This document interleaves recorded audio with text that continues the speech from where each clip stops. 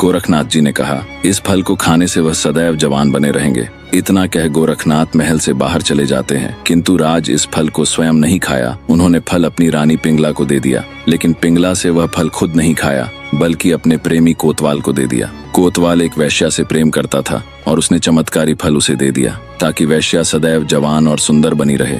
ऐसे में वैश्या ने फल लेने के बाद सोचा कि अगर वह यह फल खा लेगी तो हमेशा जवान और सुंदर रहेगी। ऐसे में उन्हें ये बुरा काम हमेशा ही करना होगा। उन्होंने सोचा कि इस फल की सबसे ज्यादा जरूरत राजा भृतहरि को है, जिससे वह हमेशा जवान और सुंदर बने रहें और अपनी प्रजा का हमेशा ख्याल रखें। यह सोचकर वैश्या ने चमत्कारी फल राजा को दे दिया। जैसे ही राजा ने उस फल को देखा तो वह अचंभित हो गए। तब राजा ने वैश्या से पूछा कि यह फल उसे कहाँ से प्राप्त हुआ। वैश्या ने बताया कि यह फल उसे कोतवाल ने दिया है। भृतहरि ने कोतवाल को बुलवा लिया। कोतवाल ने बताया कि यह फल उसे रानी पिंगला ने दिया है। इसके बाद राजा को पूरी सच्चाई के बारे में पता चला। वह समझ गए कि उनकी तीसरी पत्नी पिंगला उन्हें धोखा दे रही थी। पत्नी के इस धोखे से भृतहरि के मन में वैराग्य जाग गया और वे अपना संपूर्ण राज्य अपने छोटे भाई विक्रमादित्य को सौंपकर राज्य का त्याग कर साधु संतों का जीवन अपनाने के लिए निकल गए। भृतहरि जैसे महल से बाहर निकले, भृतहरि के सामने गुरु गोरखनाथ खड़े थे। भृतहरि ने उन्हें नमस्कार किया।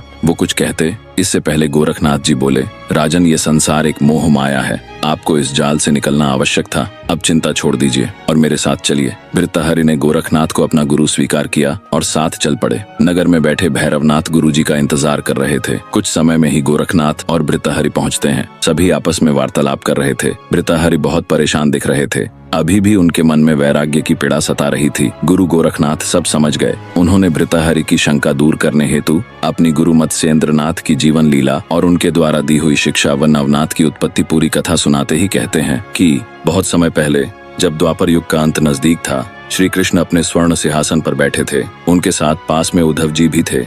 उसी समय कवि, हरि, अंतरिक्ष, प्रबुद्धि, पिपलायन, अविहोत्र, चमसिल और कर्मभाज ये सभी नवनारायण वहां पहुंचे। हरि ने उन्हें देखकर तुरंत सिंहासन से उतरकर गले लगाया और आदर से उन्हें अपने सिंहासन पर बिठाया। फिर उनकी बड़े विधि विधान से पूजा हुई। पूजा के बाद नवनारायण ने पूछा, हमें किस कारण से बुलाया है? हरि बोले, कलयुग में हम सबको अवतार लेकर धरती पर प्रकट होना है। जैसे राजहंस एक साथ उड़ते हैं, वैसे हम सब एक साथ अवतरित होंगे और धर्म का प्रचार करेंगे। फिर भगवान द्वारकाधीश ने बताया कि कौन किस रूप में जन्म लेगा। वाल्मीकि जी, तुलसीदास, शुकदेव, कबीर, व्यास, जयदेव, उद्धव, नामदेव, जामवंत, नरहरि, बलराम, पुंडलिक, भगवान स्वयं, ज्ञानदेव, शंकर जी, निवृत्ति, ब्रह्मा, सोपान, आदिमाया, मुक्ताबाई, हनुमान, रामदास, कुब्जा, जनीदासी,